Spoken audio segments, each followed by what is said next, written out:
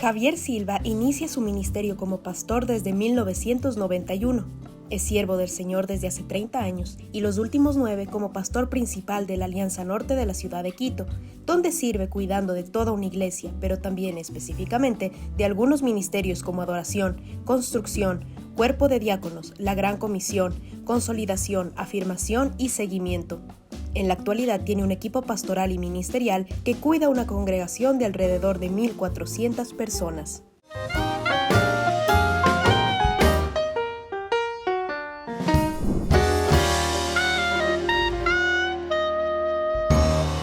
Hoy quisiéramos continuar con nuestra serie Religiones del Mundo, dando la bienvenida al pastor Javier Silva y recalcarles que esta ha sido netamente informativa, respetando, eso sí, lo que cada religión profesa. Gracias, pastor Javier, por acompañarnos el día de hoy.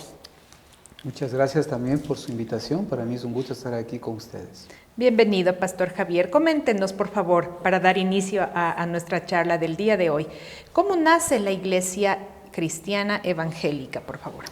La Iglesia Cristiana Evangélica nace justamente con Martín Lutero, cuando él no está de acuerdo con ciertos dogmas de la Iglesia Católica y protesta, da su manifiesto, sus escritos, su tesis en la Iglesia de Westminster, y donde él proclama obviamente lo que él creía, una sola fe, solo la Biblia, un poquito de una protesta, y de ahí sale la Iglesia protestante, y obviamente de la Iglesia protestante nacen muchas otras variantes de la Iglesia cristiana evangélica, si le llamamos también así. Martín Lutero, ¿qué nos habla de él y qué influencia justamente tiene él en la Iglesia evangélica, por favor?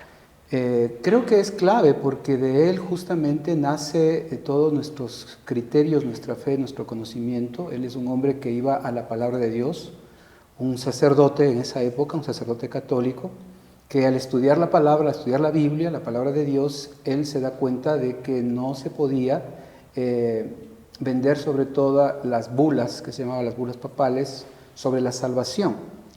Entonces, para nosotros, el ir a la palabra, el creer que la Biblia, que la salvación en este caso es por fe, por gracia, no se debe comprar ni vender, sino es un tema de fe, para que solamente los principios se manifiesten a la luz de la palabra y no por un hombre, sino por la palabra del Señor, es donde hoy en día el cristianismo se fundamenta. El cristianismo se fundamenta en la palabra de Dios, el cristianismo evangélico, protestante, o como queramos nosotros llamarlo.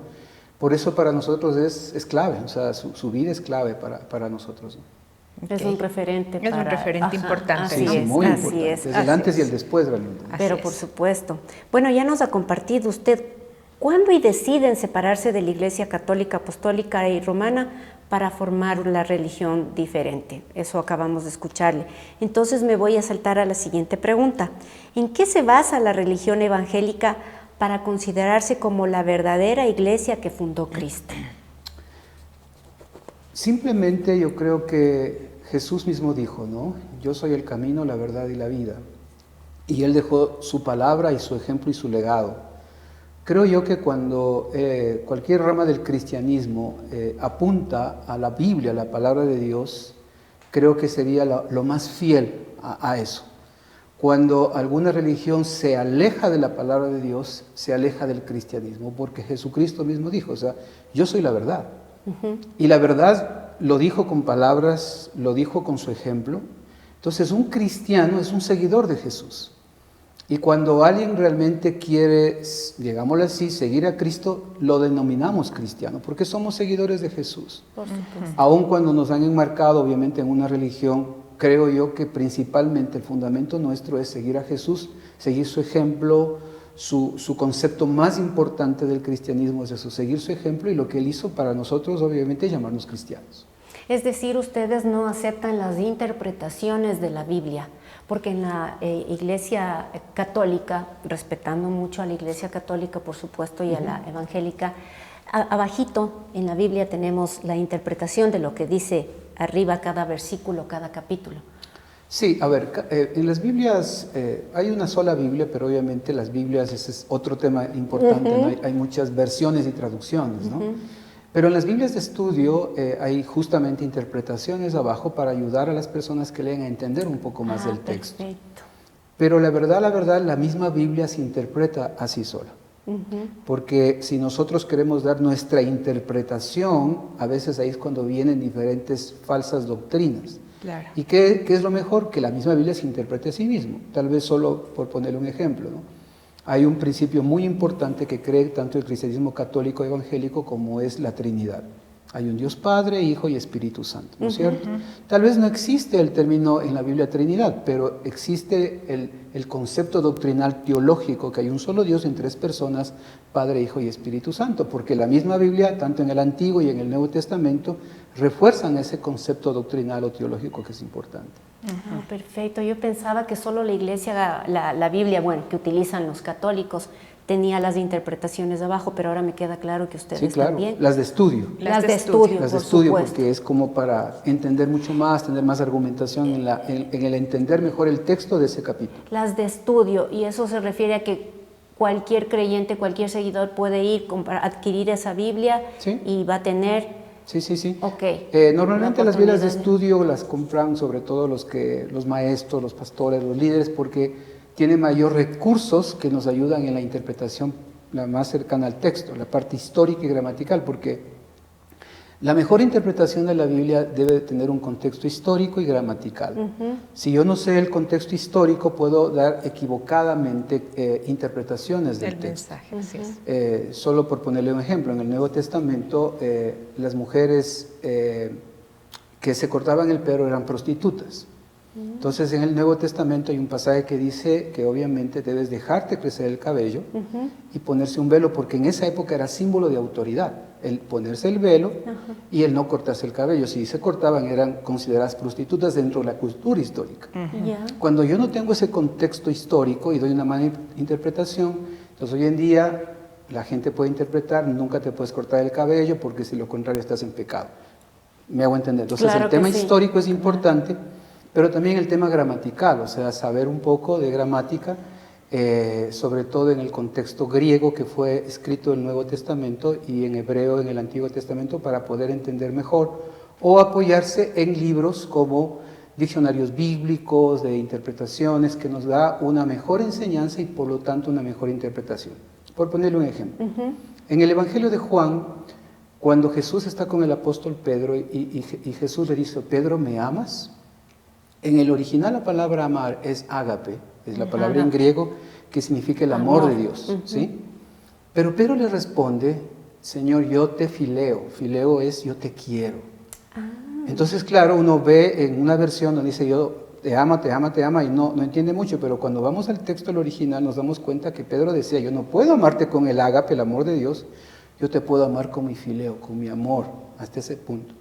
Entonces, al entender esas cosas nos ayuda a tener una mejor interpretación. Claro que Y sí. eso es lo que procura la Iglesia Cristiana Evangélica, tratar de ser lo más fiel al texto, dar una interpretación del texto tomando en cuenta lo histórico y lo gramatical y aplicarlo a nuestro contexto que estamos hoy viviendo. Ok, Interesante. muy interesante, sí. Coméntenos, Pastor Javier, ¿quién es la cabeza de la Iglesia Cristiana Evangélica, por favor? Eso la verdad ha sido bien complicado. Desde el inicio del protestantismo, cuando Lutero empezó su iglesia, digámoslo así, ahí nace la iglesia luterana. Ya. Hoy en día todavía existe iglesia luterana en muchas partes del mundo. Luego viene obviamente Calvino, que también sale la iglesia calvinista y sigue una rama. Hay también la iglesia presbiteriana que estaba gobernada por presbíteros o ancianos que dirigían, la iglesia metodista que son un estilo de métodos de enseñanza bíblica. Pero ¿qué pasa? Cada una de esas patriarcas o líderes de la iglesia nace y por eso toman el nombre del líder de su iglesia, ¿no? Pero tristemente también en las propias iglesias protestantes de las primarias, digámoslo así, se generan divisiones, criterios y opiniones contrarios y comienza a haber una ruptura también de la iglesia protestante. Entonces, por ejemplo, nosotros, yo pertenezco a la Alianza Cristiana y Misionera, es una denominación, así como en la iglesia católica hay órdenes, jesuitas, franciscanos, ¿no es cierto? En la iglesia evangélica hay órdenes. Hay denominaciones, perdón.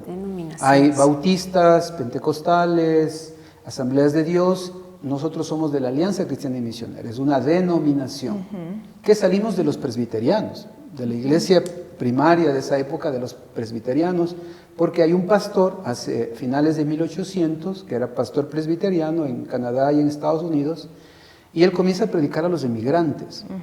Pero ¿qué pasa? La iglesia le dice, no, nosotros no vamos a predicar a pobres, ni queremos emigrantes en nuestra congregación. Entonces él dice, no, pero hay que predicar a todos.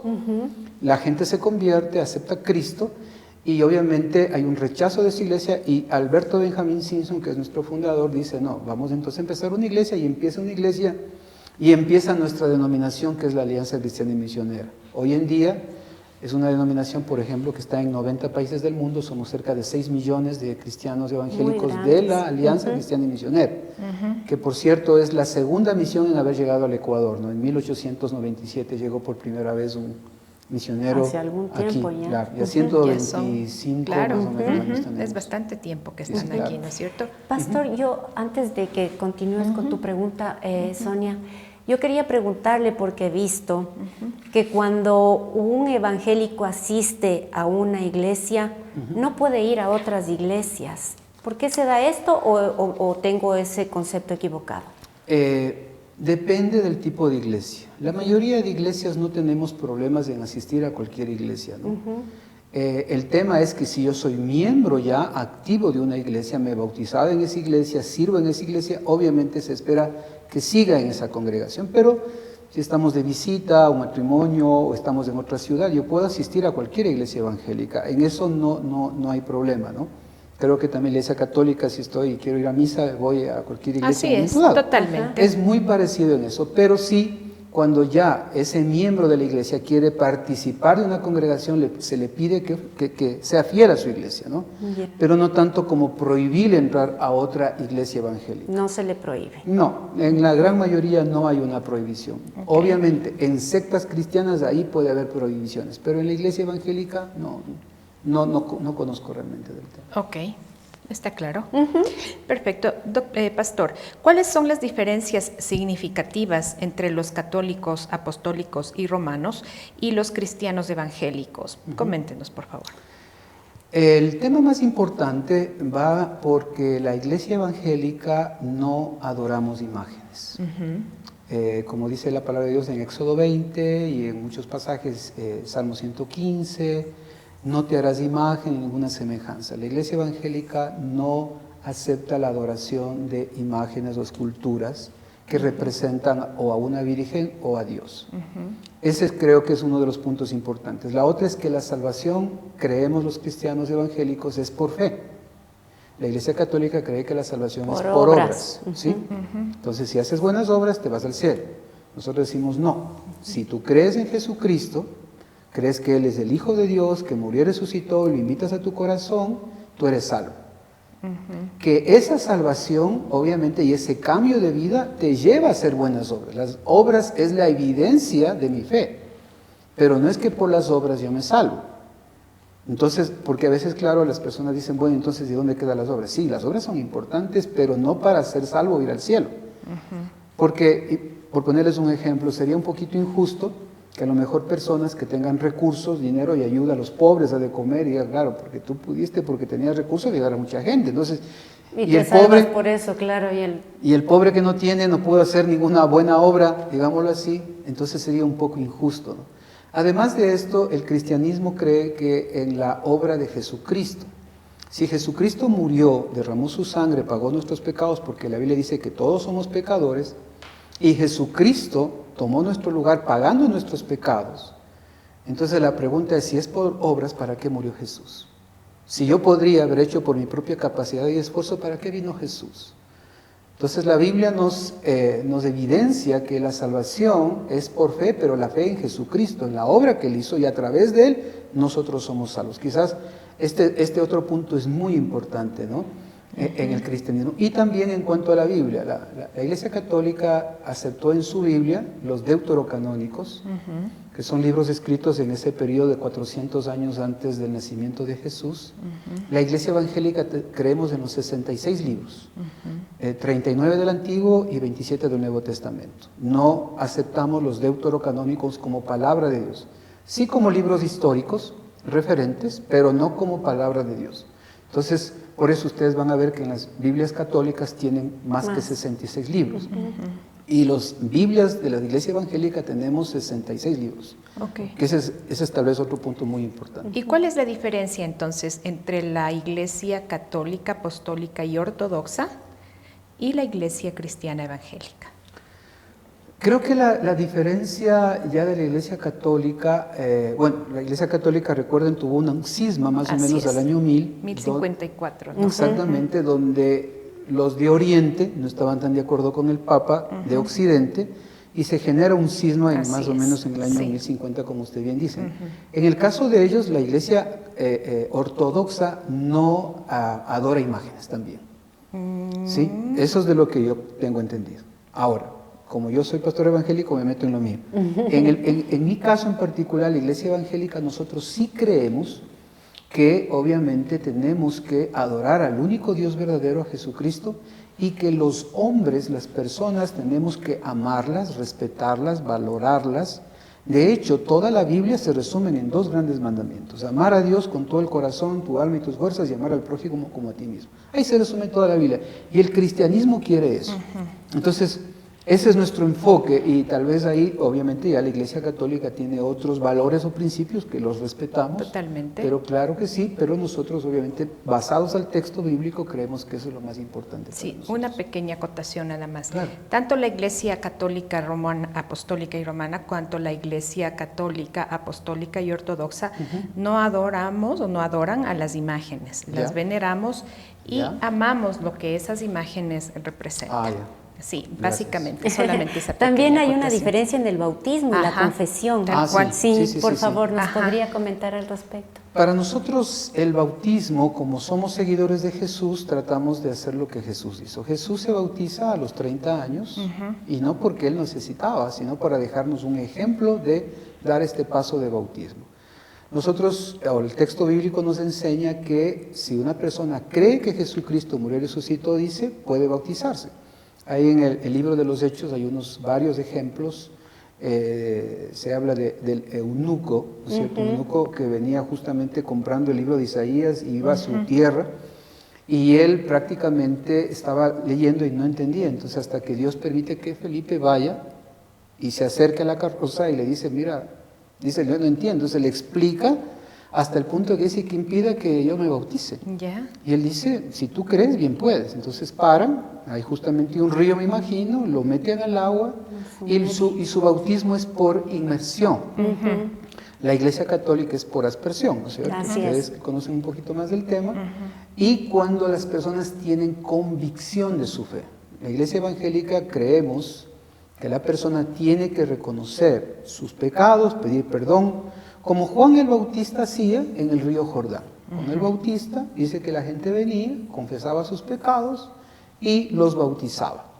Cogiendo ese ejemplo de Jesús que se bautizó por inmersión, la Iglesia Evangélica dice también nosotros tenemos que hacerlo de esa manera. Es la convicción que vemos cogiendo el ejemplo de Jesús, por ejemplo, en cuanto al bautismo.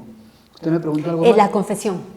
La confesión. Para nosotros la confesión es directamente con Dios. Creemos que Dios está en todo lugar, en todas partes, es omnipresente, y tenemos la libertad de confesarle y pedirle perdón de nuestros pecados. Cuando en 1 de Juan 1:9 dice, si confesamos nuestros pecados, Dios es fiel y justo para perdonarnos y limpiarnos de toda maldad.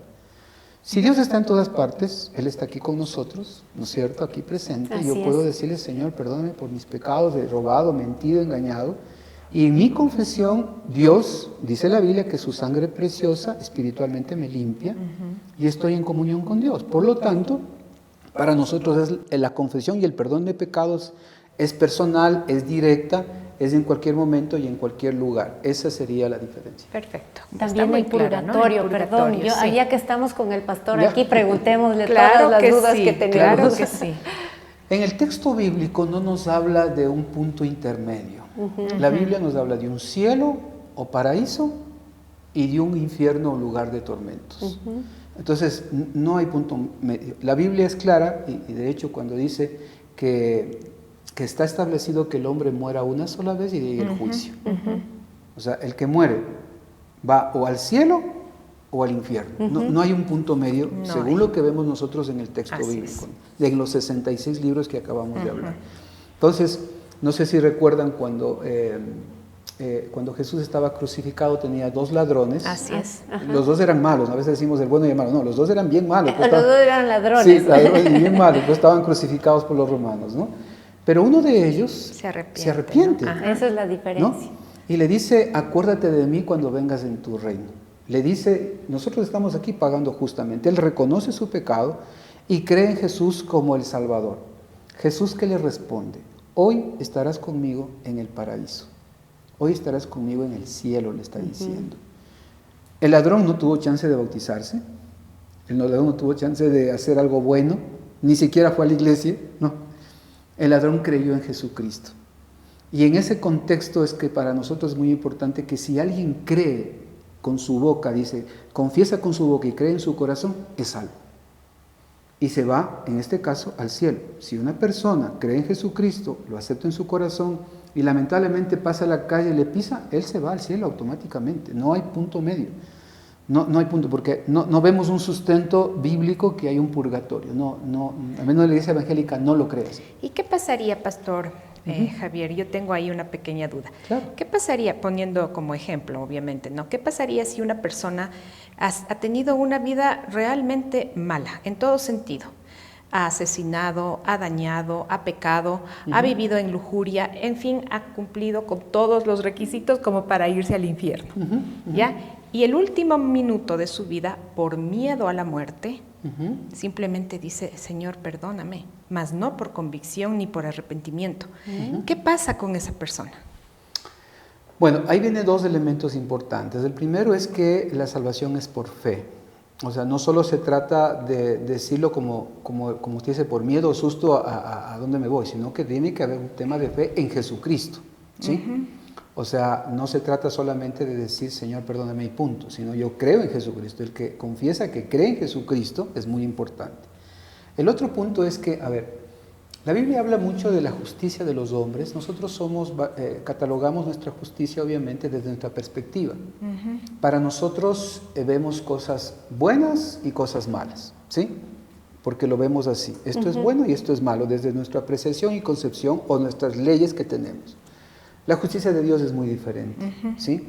De hecho, la Biblia habla que hay 3 formas como las personas van a ser juzgadas. Porque también, ¿qué pasa con nuestros indígenas que vivían aquí y que nunca escucharon ni el Evangelio? Totalmente. Ni el catolicismo ni el evangélico. Totalmente. O sea, ¿qué pasa? O sea, ¿se salvan o no se salvan? Exacto, Si por no, las personas del África que no tienen Correcto. oportunidad siquiera de Claro. conocer quién es Cristo, quién es Jesús. No hay quien les Exactamente. hable de él. En Romanos capítulo 1 Ya. nos habla que hay 3 formas como el ser humano va a ser juzgado. La primera es por su conciencia. Todo ser humano tenemos conciencia. Así es. Nuestra conciencia dice, ¿está mal o está bien? Entonces, si esa persona no conoció el Evangelio, nadie le predicó, su conciencia le va a decir, mira, aquí está, tu conciencia te dijo, no hagas esto, y tú a pesar de eso hiciste.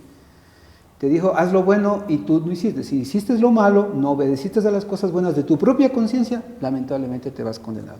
La Biblia habla que va a ser juzgado por la ley también. Ya. La antropología nos habla que todo pueblo, por más primitivo que tenga, tiene ciertas normativas de leyes, Ya. por más primitivas que sean estas.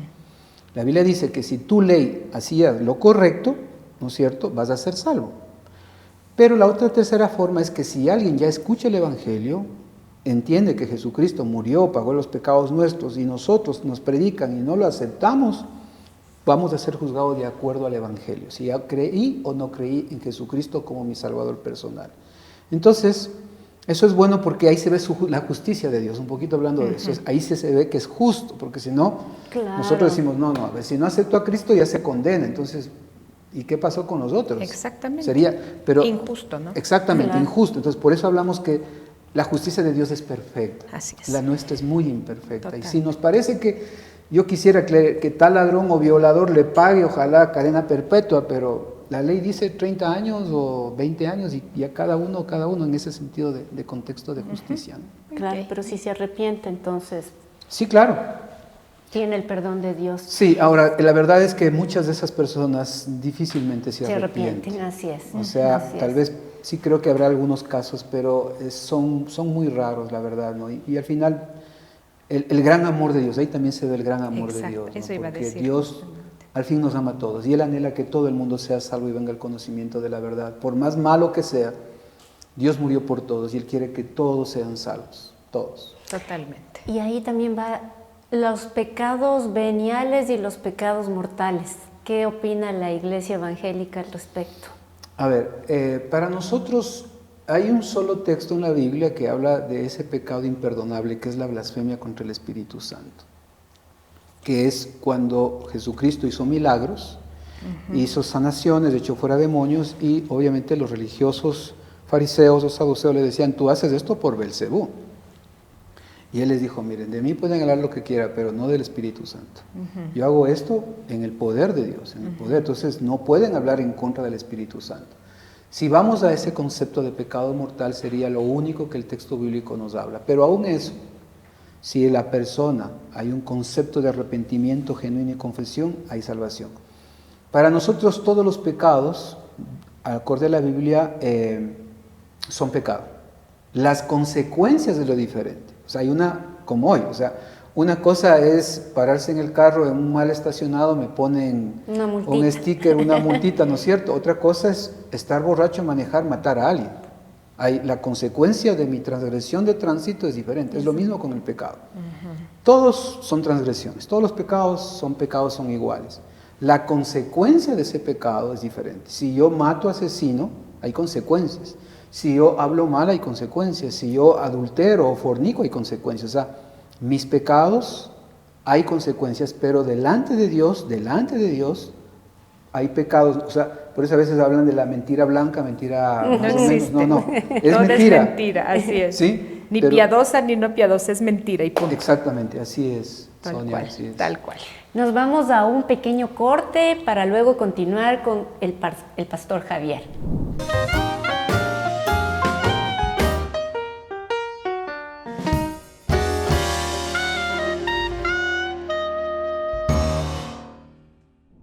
Estamos de regreso, amigos, esta noche hablando con el pastor Javier Silva en nuestra serie Religiones del Mundo, conversando sobre la Iglesia Evangélica. Pastor, por lo general escuchamos a que es la cabeza de una iglesia al pastor y por ende a la esposa se le dice pastora. Sin embargo, yo quisiera saber si es que hay pastoras que dirigen un grupo, una iglesia. ¿Es permitido, no es permitido? Ok. Depende mucho de la denominación.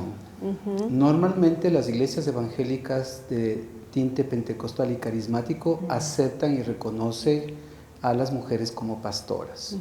Las iglesias más conservadoras, llámese bautistas, aliancistas, presbiterianos, metodistas, tienen en algunos países y en algunos lugares ciertas limitantes al reconocimiento de una pastora o una mujer como pastora.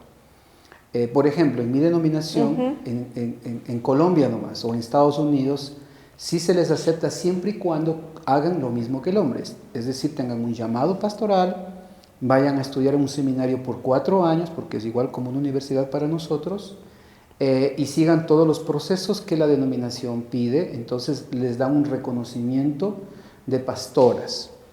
Pero aquí en el Ecuador nuestra denominación está ahorita justo definiendo si quieren o no reconocerlas, ¿no es cierto? Pero, ¿qué es lo que sucede en la vida práctica? En el caso de mi esposa, ella está conmigo, ha estudiado igual en el seminario, de hecho nos conocimos en el seminario, nos enamoramos. ¡Qué linda coincidencia! Sí, y ella ha estado trabajando igual que yo, ejerce un ministerio pastoral y por ende la gente le llama pastora. No es porque ella le dicen dígame pastor, sino porque el mismo accionar pastoral hay un reconocimiento de la congregación y si algún día nuestra denominación la reconoce está bien y si no está bien, porque al final estamos para servir al Señor y eso es lo importante, ¿no? Pero hay estos dos Gracias, asuntos. pastor. ¿Y los pastores, para ser pastores, tienen que casarse, es un requisito o puede ser también una persona soltera, pastor? Y esa también es una diferencia con la Iglesia Católica.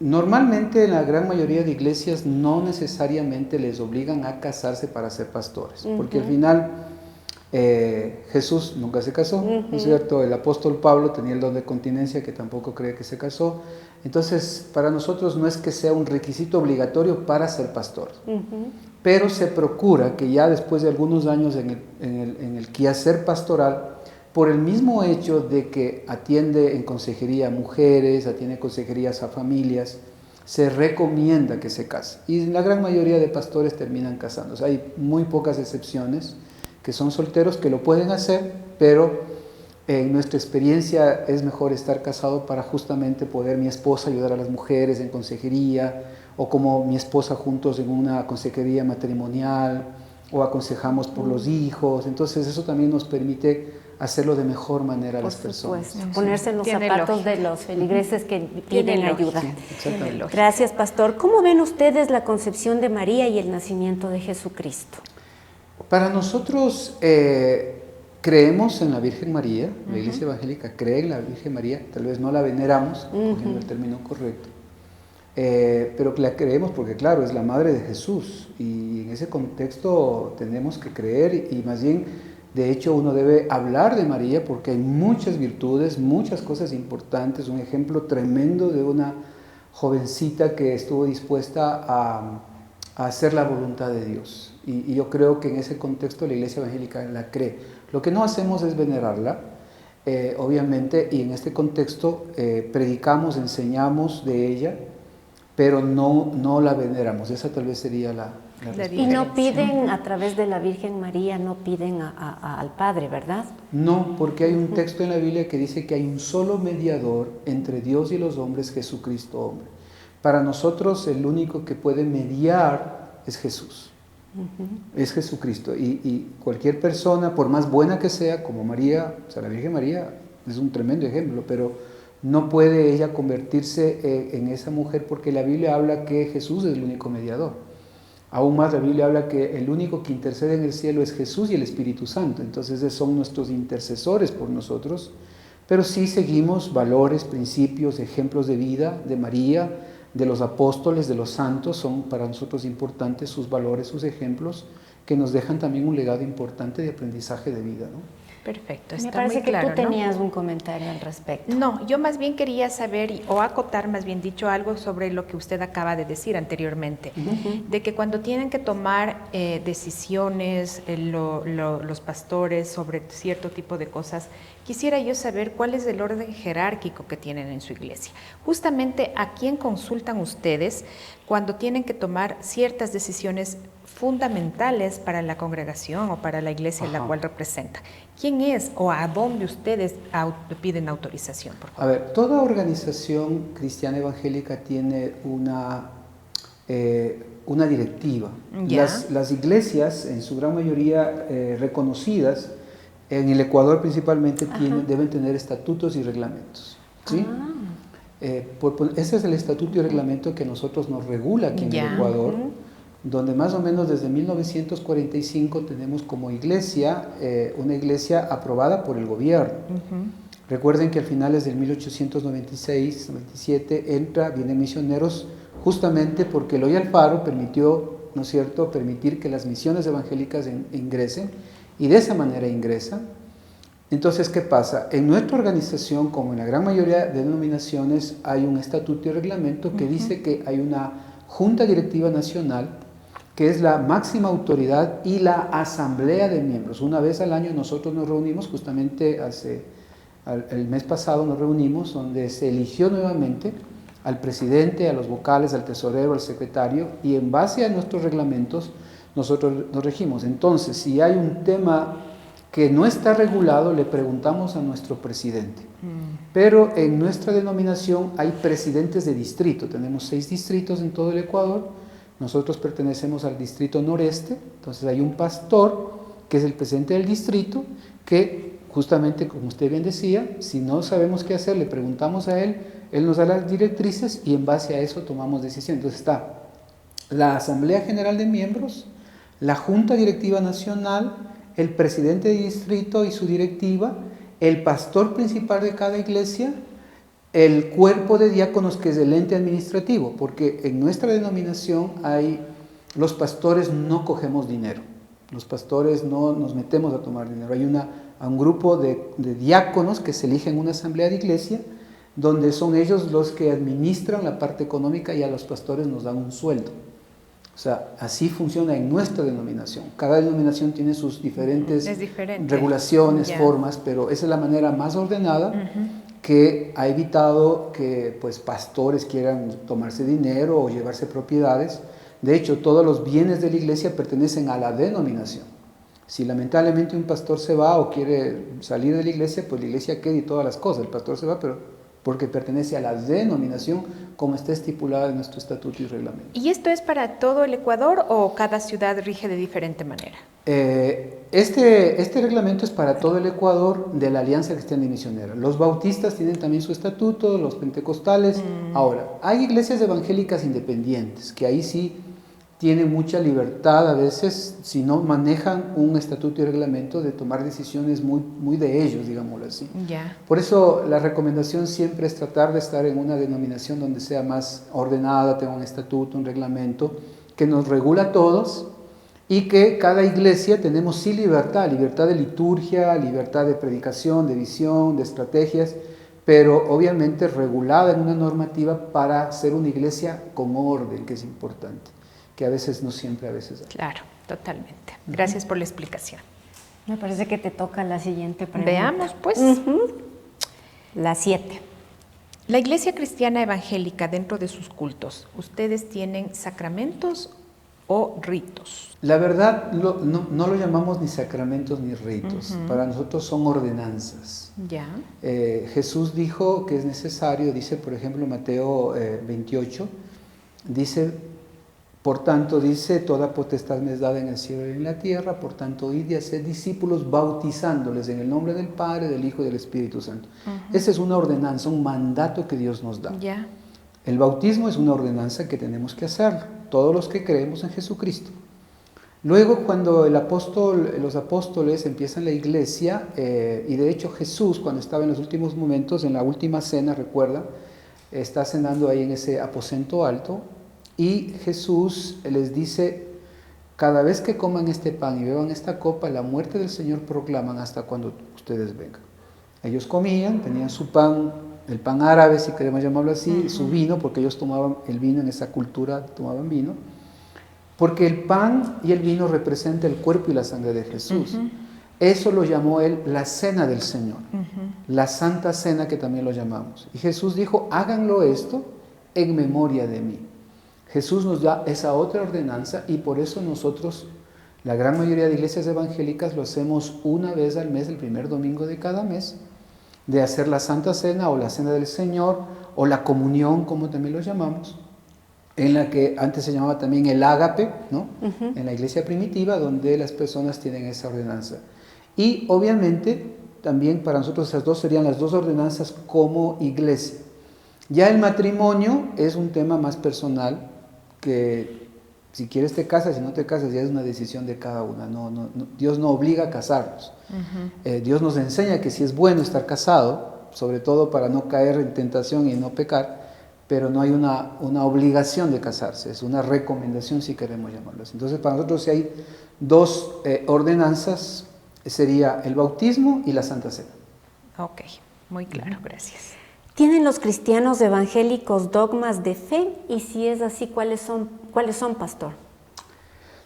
A ver, para nosotros el dogma, si queremos llamarlo así, como la regla estipulada que no cambia, es que creemos en la Biblia como la única autoridad de fe. Ese sería como un dogma en que nosotros eso es irrefutable. La Biblia, la palabra de Dios, los 66 libros de la Biblia, es la única práctica que nos regula nuestra práctica, nuestra fe y nuestra doctrina de vida. Ese es el dogma y tal vez en ese contexto sería el punto más importante y de ahí se rige todo, lo que está en la Biblia hacemos. O sea, no tenemos otro tipo de dogmas. Sí, lo que tenemos muchas veces es declaraciones de fe. Si me permite aquí en este pequeño tríptico, aquí atrás están nuestras declaraciones de fe. La iglesia evangélica tiene más que dogmas, declaraciones de fe, o sea, ¿en qué cree esta iglesia? Claro. ¿Por qué? Porque hay iglesias presbiterianas que creen en unas cosas, otros, los metodistas anglicanos creen en otras, la Alianza Cristiana y Misionera tenemos esos puntos doctrinales, que son los puntos más importantes que se convierten para nosotros en declaraciones de fe, los puntos más importantes de la palabra del Señor puesto en declaraciones, que obviamente es el fundamento para nosotros. Según su criterio, ¿cuál cree usted que sería la mayor debilidad que tiene la iglesia evangélica y también cuál es la mayor fortaleza de ella? Creo que la mayor debilidad es que no nos hemos puesto de acuerdo con la mayoría de denominaciones evangélicas para trabajar más en conjunto. Creo que a veces estamos un poquito separados por la organización y no entendemos que la iglesia del Señor es una sola iglesia. Y que hay momentos que a veces, que digo yo, no soy de la iglesia evangélica, hasta nos hemos unido con la iglesia católica cuando en algún momento dado manifestamos criterios sobre el concepto de familia, del aborto. Entonces nos hemos unido. Creo que hay momentos que nos unimos por proyectos o por algún asunto en particular. Creo que para mí esa es la mayor debilidad, no estar unidos como iglesias, ¿no? Como organizaciones cristianas. No significa que nos llevamos mal, pero creo que si hubiera más diálogo, más acuerdos, podríamos hacer muchas mejores cosas en el Ecuador y en muchas partes del mundo, ¿no? Y nuestra fortaleza es que creo que toda la iglesia oramos mucho, evangelizamos y discipulamos, cumplimos o tratamos de cumplir la palabra del Señor, y eso ha generado una profunda transformación en la vida de muchas personas. Ustedes en el último censo, no este último sino el anterior, nosotros se cree que somos el 11%, ahora se piensa que estamos entre el 15 y el 18% de cristianos evangélicos en el Ecuador, justamente porque creo que la fuerza de la evangelización, de la oración, de proclamar la palabra, de buscar la restauración de las familias, los matrimonios, de ayudar a los chicos, creo que esa sería para mí la mayor fuerza, ¿no? Sí, sin duda alguna. Hablando de la debilidad que usted acaba de indicar, ¿no cree que tal vez esa debilidad se deba justamente a que, como usted explica, hay divisiones, ¿no? Y no existe o no rige una cabeza, una única cabeza? Sí, esa es una debilidad. Lo que pasa es que para la iglesia evangélica la cabeza es Jesucristo. Y claro, no todos están alineados completamente a Jesús, sino a la organización. Tal cual. Entonces, si todos siguiéramos a Jesús, todos estaríamos perfectos, pero no siempre ocurre eso. Así es, a eso iba yo. ¿Qué requerimientos o normas ustedes deben cumplir para crear una nueva iglesia en una ciudad o en un sector? A ver, cada denominación tiene diferentes formas de plantar iglesias. Para nosotros hay tres formas. Hay formas de plantar iglesias en zonas rurales o en zonas urbanas. Normalmente una iglesia local, justamente nosotros, la Alianza Norte, que estamos en el norte de Quito, fundamos recién el año pasado en noviembre una iglesia en Puzuquín. ¿Cómo lo hacemos? Preparamos a un pastor, a un equipo de líderes, buscamos un sector donde no haya presencia de una iglesia evangélica, oramos y con un grupo de personas llevamos o les pedimos que oren para que si Dios pone en su corazón el salir a fundar, ellos van. Salieron cerca de 100 personas de nuestra congregación para ir a fundar allá en este sector de Puzuquín, y es una forma de hacerlo. Entonces se alquila un lugar o se compra una propiedad y esas personas están ahí funcionando. Otros lo hacen a través de, están en casas, en hogares, comienzan un grupo pequeño, orando, evangelizando, ganando personas, y poco a poco, es un poco más lento el crecimiento, pero también se lo hace.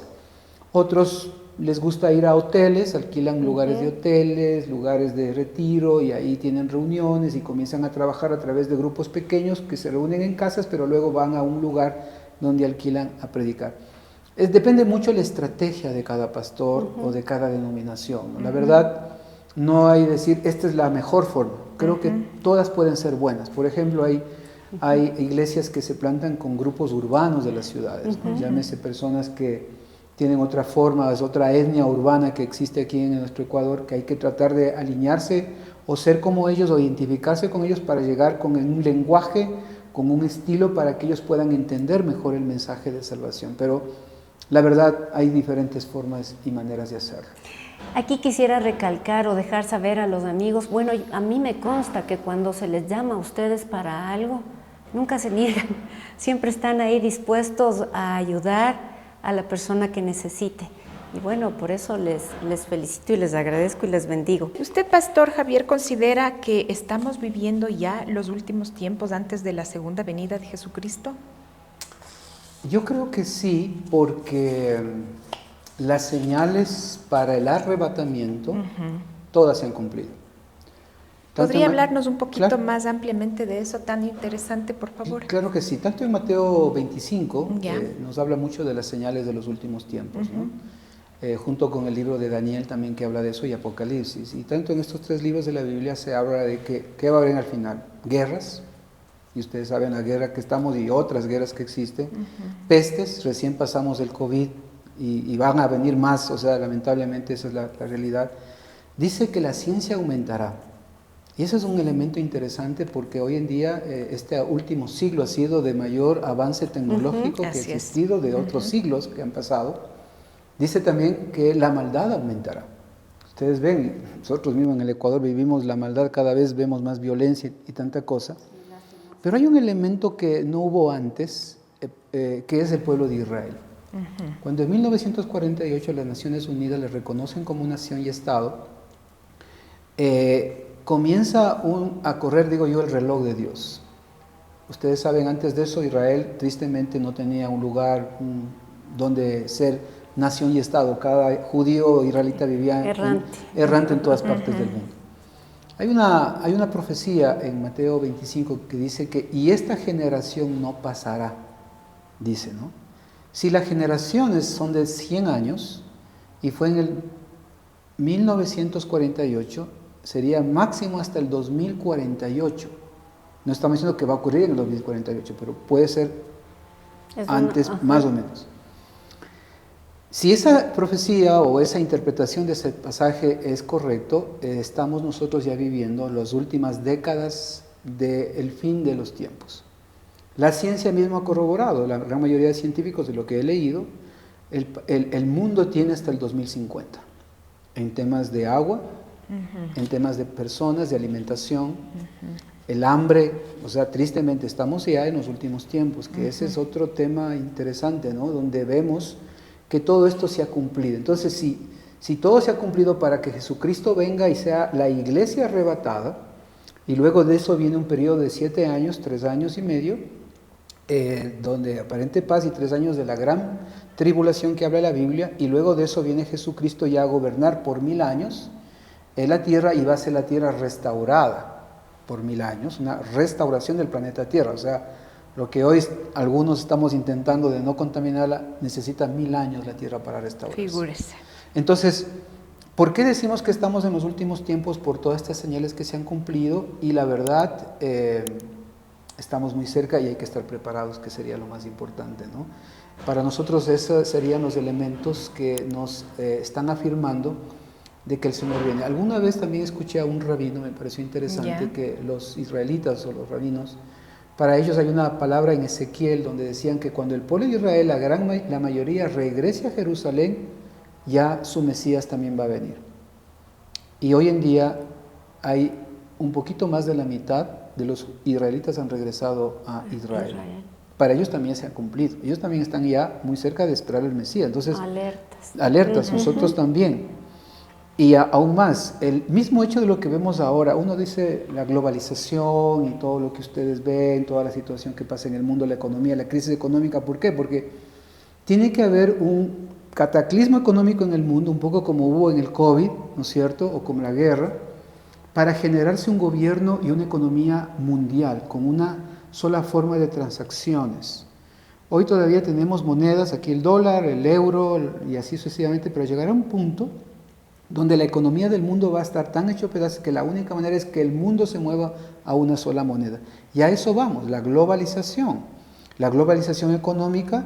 También el ecumenismo está fuertemente metiéndose también en eso, pero también el poder mundial. Las Naciones Unidas cada día tienen más fuerza como un gobierno mundial, el nuevo orden mundial que muchos hablan, y que también va enfocada a parte de estas señales de los últimos tiempos. ¿Por qué? Porque al final, en la gran tribulación, va a haber un solo gobierno en el mundo, una sola moneda en el mundo y una sola religión en el mundo. Y ahí todos vemos ¿no es cierto?, que va Vamos enfocado a hacia ese fin. Hacia eso. Quisiera también que me comente, tengo una curiosidad, hemos venido, como usted sabe, y nuestros amigos también, hemos venido conversando con los líderes de las diferentes religiones, de las más importantes, y quisiera saber la opinión que la Iglesia Evangélica tiene sobre la célula, el Big Bang. ¿Qué opinan ustedes sobre eso? A ver, personalmente, voy a dar mi opinión, tal vez habrá criterios también en diferentes pastores evangélicos. Yo creo que el Big Bang es esa teoría donde hubo la explosión cósmica, yo creo que sí, en el contexto de el final, no el inicio. El final. Soy de los que creo que Jesús, o mejor dicho, Dios, creó el cielo y la tierra con la palabra, como dice Génesis 1. En el principio creó Dios los cielos y la tierra, y dijo, hágase la luz, y se hizo. Puso las estrellas con el poder de Dios, Él puso en orden el universo. No comparto que hubo una explosión cósmica y ahí se puso, durante millones y millones de años, hubo orden. Porque el universo es tan perfecto que no creo esa teoría personalmente. Es como que yo digo, a ver, aquí voy a lanzar una granada, explosiona la granada y luego de algunos años solito todo se volvió a ser tan hermoso como es este set, ¿me entiendes? Es hermoso, armónico, agradable, ¿sí? Colorido. O sea, es una teoría que requiere demasiada fe para creer eso. Más fácil es creer que hay una fuerza superior, que nosotros le llamamos Dios, que simplemente con su poder puso todo en orden. Pero sí el final, el Big Bang, ¿por qué? Porque la Biblia habla en Primera de Pedro que todo este universo va a explosionar y va a destruirse por el fuego. O sea, todo lo que tenemos y lo que sabemos, tristemente, en una explosión cósmica va a terminar el planeta Tierra y todo el universo. Entonces, creo el Big Bang, el regreso, no el inicio. Okay. Ese es mi criterio. Ok, muchas gracias.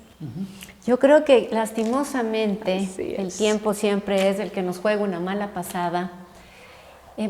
Tenemos que concluir, Pastor. Sin embargo, le agradecemos a usted por su presencia, por aclarar nuestras dudas. Y pues, amigos, les invitamos a que se unan a nosotros en nuestro próximo programa. El próximo miércoles nos vemos a la misma hora por el mismo canal de YouTube. Así es, gracias amigos, Pastor, muy amable, apreciamos mucho esta charla y hemos aprendido también. Gracias por su presencia y pues como dijo Sandy, la próxima semana seguimos con ustedes. Chao. Un gusto. Gracias, Pastor.